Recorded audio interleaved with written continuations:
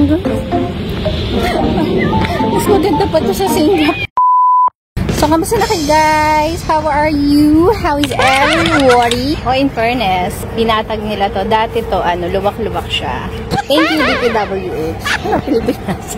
Pero sa katuwa yung mga puno dito Yung mga ugat talaga nilang grounded sila. Ugat nga kaya grounded. Pero yung ugat nila, ang laki. Ang lawak nung nasasakupan nila. Parang civilian. Kung ano na sinasabi ko, ano ba yan? Nandun kami kanina. Tapos, pumunta kami sa side na to. May isa pang playground dito. Di ba ang ganda? Ang bakit? Wala nag-toothbrush ko.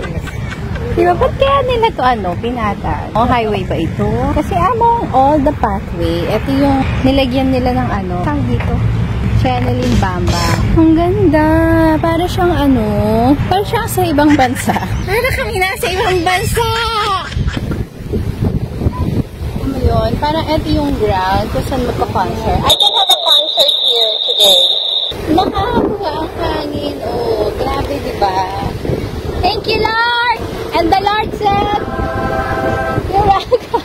Kanina, pagkagising ko ng umaga, sabi ko kay Aisha, thank you, Lord.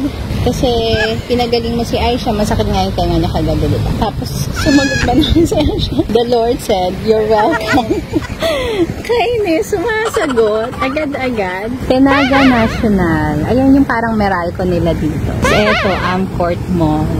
Mall siya, tapos condominium. Malapit lang sa LRT station. Ang tren na ito ay hanggang Recto.